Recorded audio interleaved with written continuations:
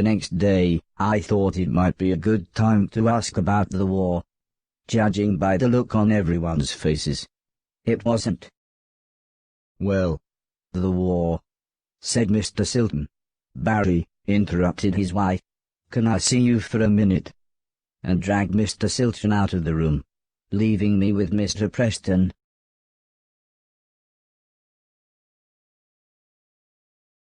All of a sudden, Mr. Silton appeared. "How about a tune-up?" he said.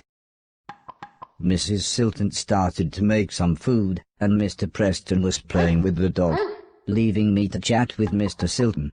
I said that I really wanted to see everyone else, but Mr. Silton said that it wouldn't be that easy. Traveling now, especially for a robot, is complicated.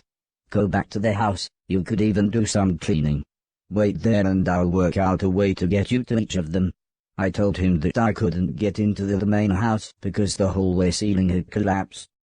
"I have just the thing," said Mr. Silton, as he pulled some sort of card out of his pocket. "If you can get into the caves under the church next door to the house, you can use this security pass to get into the old man's laboratories. You can get into the main house that way." I was so excited I would be able to get back into my old room. I said thanks, and made my way to the front door. "Also, I think you might be able to help us out," said Mr. Silton, "but we'll meet up back at the old man's house in a couple of days. You head there and we'll see you soon." The door was locked, but from behind it Mr. Silton shouted, "Go back to the old man's house." "The cave's under the house," shouted Mr. Silton through the locked door. "You can get in through there."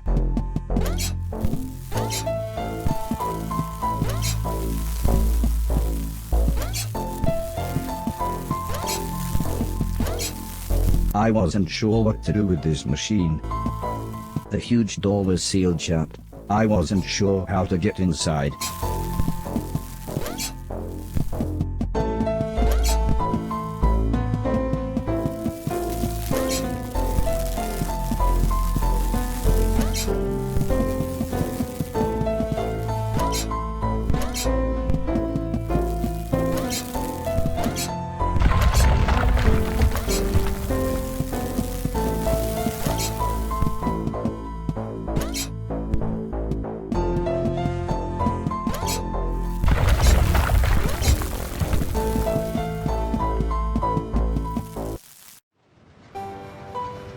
I took the fisherman's boat to the old man's estate.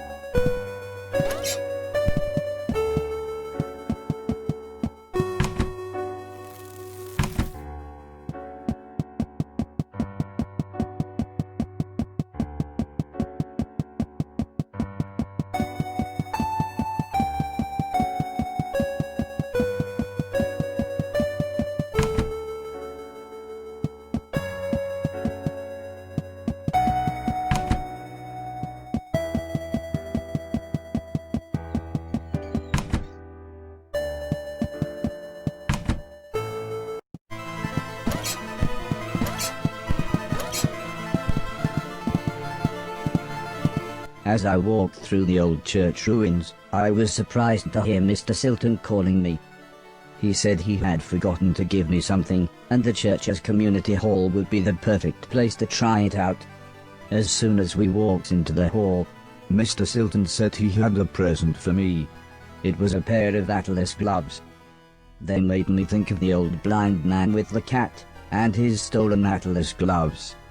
I wonder if Mr. Silton knew how lucky he was to still have them with a glove thief around. Mr. Silton asked me to try the gloves on, and start chucking things around. But not him. He was very clear about that. Mr. Silton suggested we clean the hall. Of course I knew when he said we, he meant me.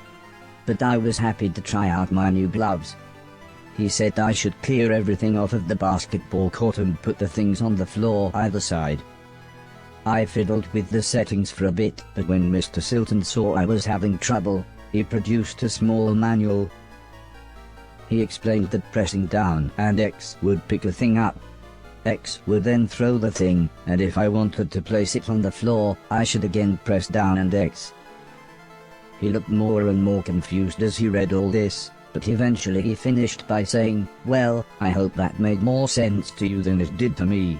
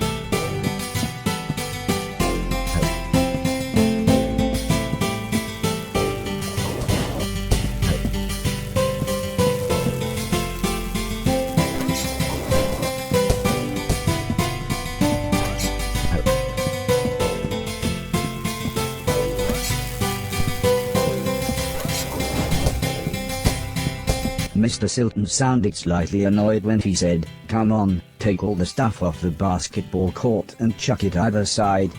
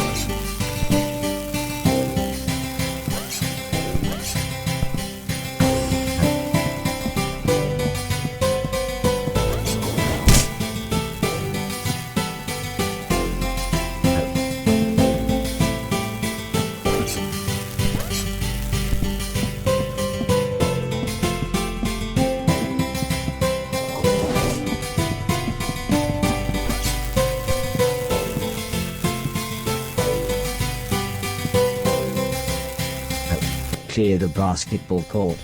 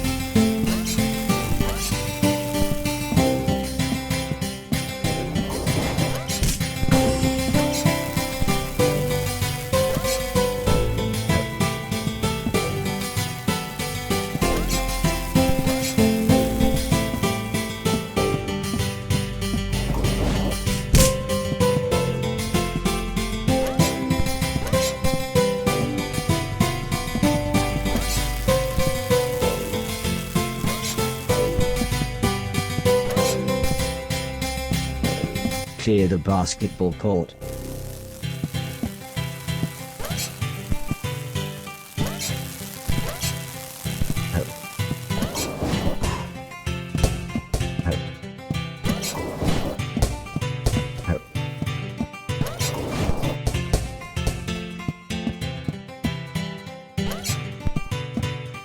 "Let's see what else these gloves can do," said Mr. Silton as he flicked through the manual. He actually looked quite excited when he explained that holding X while walking into or under a falling thing would allow me to catch it. I must admit, I was then really happy when he suggested we make it a game and I try to catch 10 basketballs.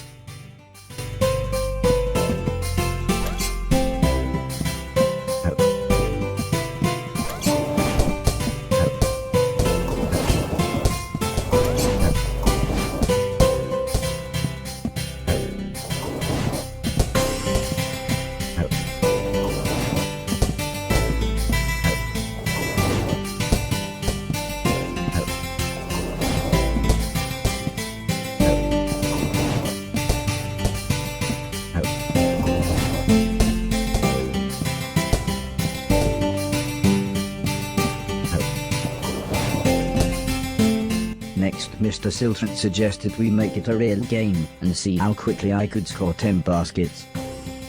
I enjoyed this so much. It felt just like the good old days. Except Mr. Silton wasn't as forgiving as the old man.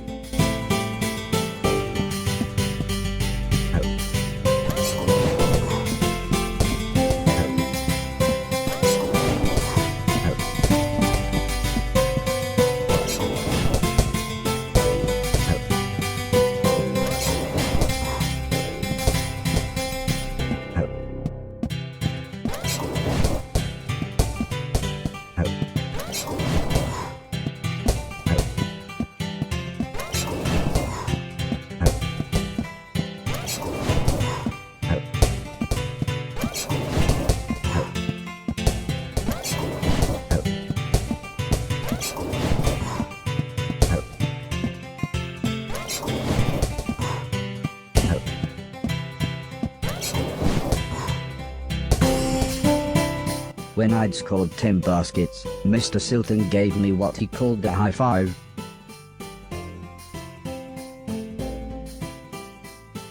He said I now knew everything about the gloves and I should be able to continue through the basement of the church into the house. When I asked him if he was coming with me, he just laughed and said they would catch up with me in the main hall.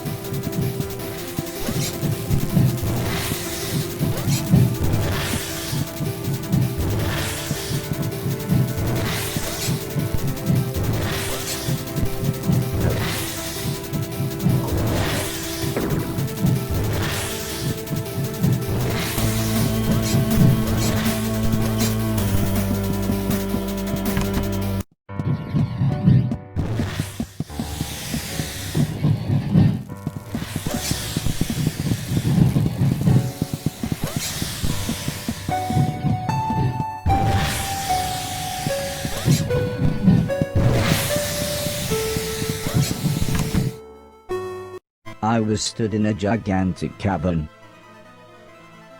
When I looked down, I was horrified to see hundreds of corpses of those things. As horrible as it sounds, my stepdad Chip said they were things to clean. So clean them I would.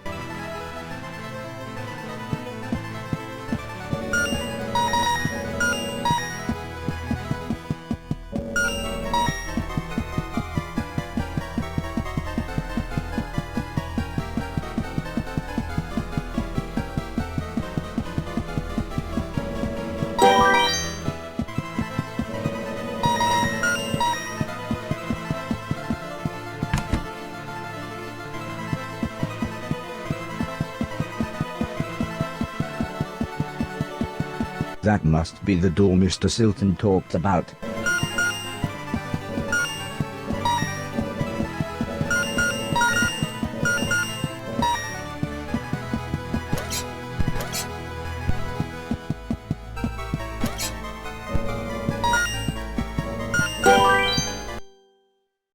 The door was exactly as Mr. Silton had described it. I just hoped that the card he had given me was the security key and not just some backstage pass. Well, it opened the door, but soon an alarm went off. Something caught my eye. It was a small yellow sphere. The book next to it explained that it was a shield that would automatically take a hit for me when activated. The Y button took the shield in and out of storage, meaning I could save it for when the going got tough. It seemed that I started with 2 slots to carry shields, but I could upgrade to be able to carry more. If both I and the shield died in the same room, the Lazarus chip would bring us both back. It's almost as if the shield needed its sacrifice to mean something. It felt like a true friend, proving that even the simplest of faces can bring out an emotional reaction.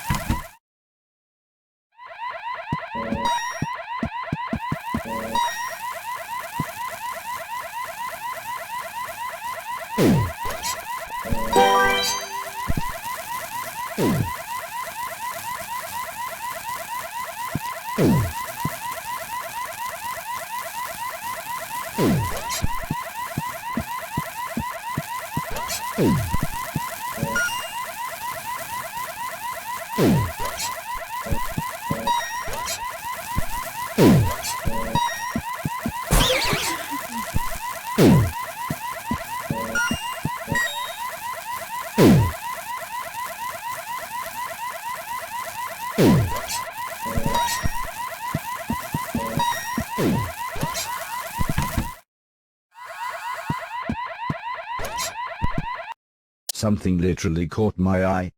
I remembered the old man had installed some software that helped show me things that were interactive, and how to interact with them. This must be what he was talking about.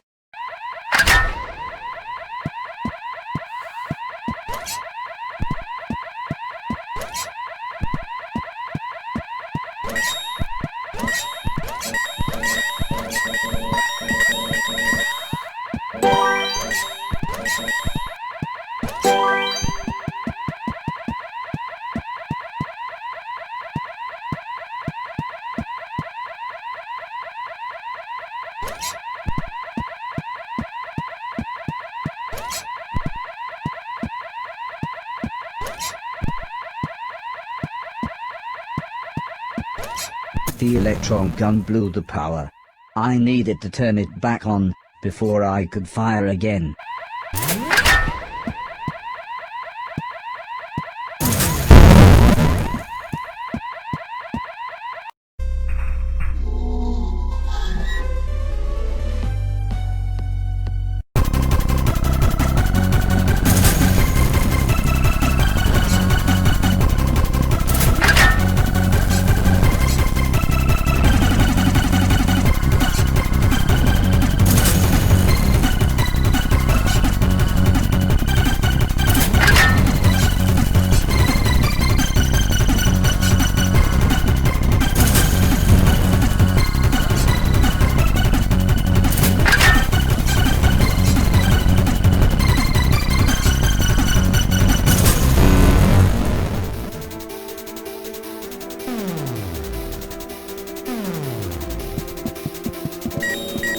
This seemed quite valuable.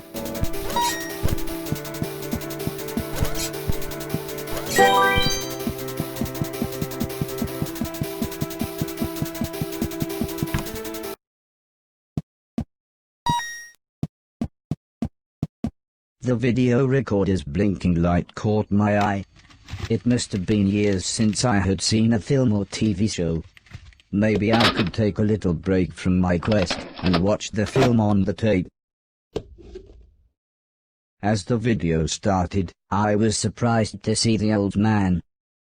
"Hello, hello," he bellowed in his familiar tone. "This is test number, 107C. He continued as he read from a clipboard. "This unit still has 3 major issues. 1. The shell is so incredibly thick that the whole machine is still far too large and heavy. 2.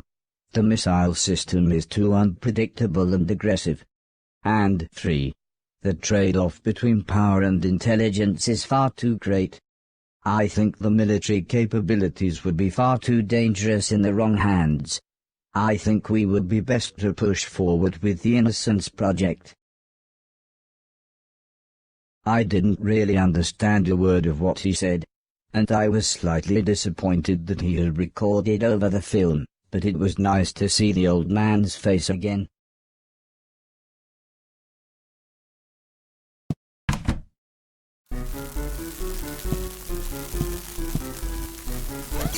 I wasn't sure what was going on, but suddenly, inanimate objects started to come to life.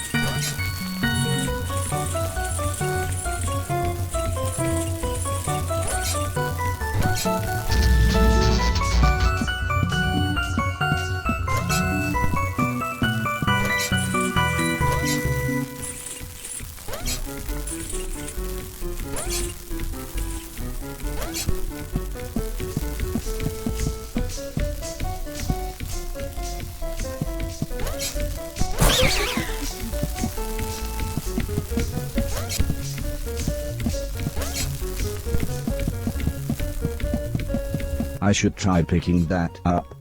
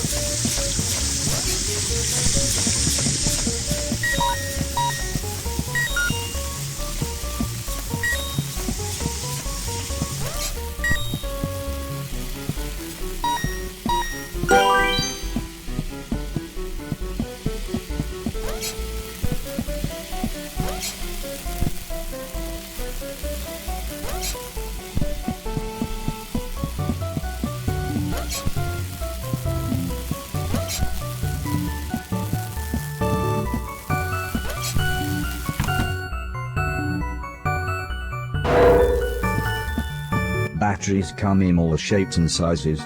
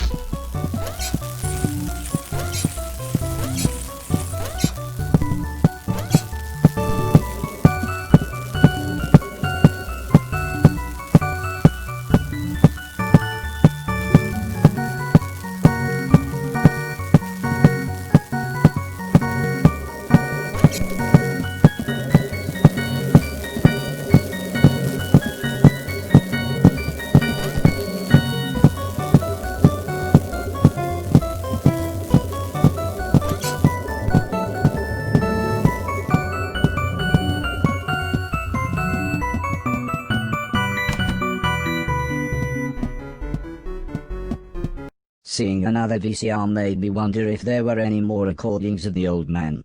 I rummaged behind the TV, and was not surprised to find 2 more dusty old tapes. One just had hours of some strange sport.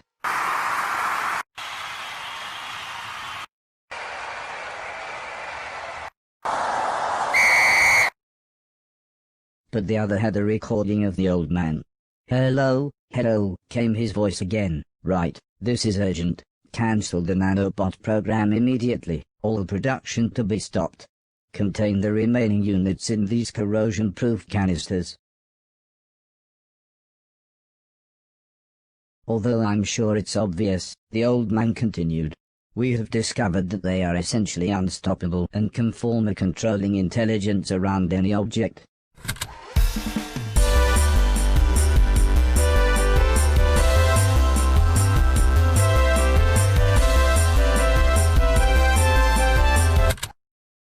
I say more.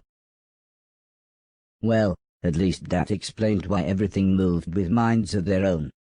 I'd never been in this part of the house before, but I figured I would get back to more familiar surroundings once I made it through these laboratories.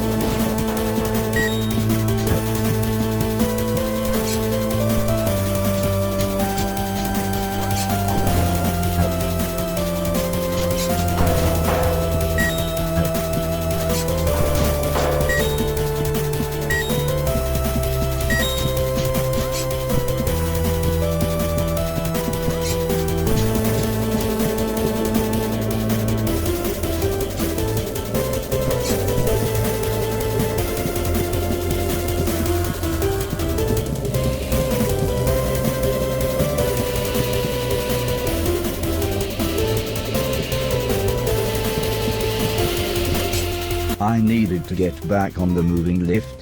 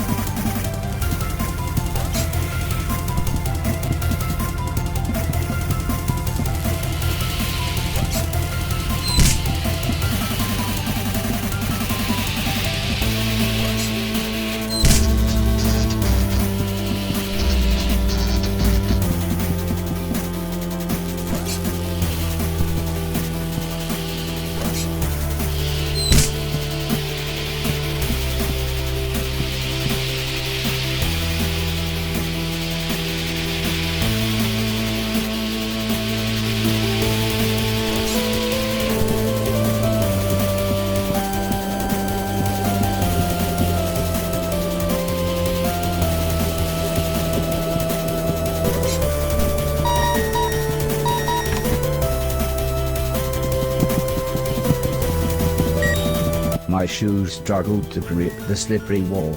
I'd need to keep jumping to climb it.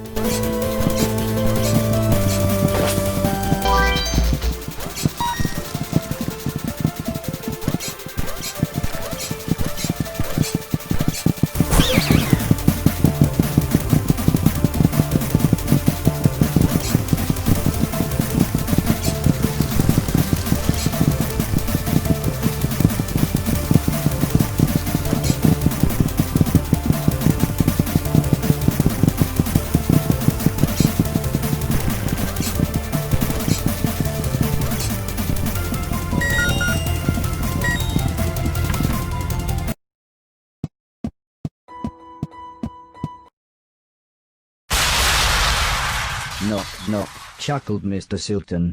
It's all right, we'll claim it on the insurance as accidental damage. Get me a new TV as well. I explained to them that I had found some of the old man's home videos, and the contents had shocked me. The dirty old bugger, interrupted Mr. Silton. But I didn't know what he meant, so I continued explaining about the nanobots, and Mr. Silton said we needed to get our sharpest minds on the case. Not you dipshit, he barked at Mr. Preston, we need to rescue Heather and her mum. I wasn't sure what Mr. Silton meant by rescue, but I thought I would leave them to clear up. The weather felt cold and ominous as we made our way back outside. Before we meet the others, I need you to help me get my stolen van back, explained Mr. Silton. It's going to be dangerous, and we need someone dependable. The equipment was heavy, but I was happy to help pack the large boxes until Preston returned with what Mr. Silton called the mean machine.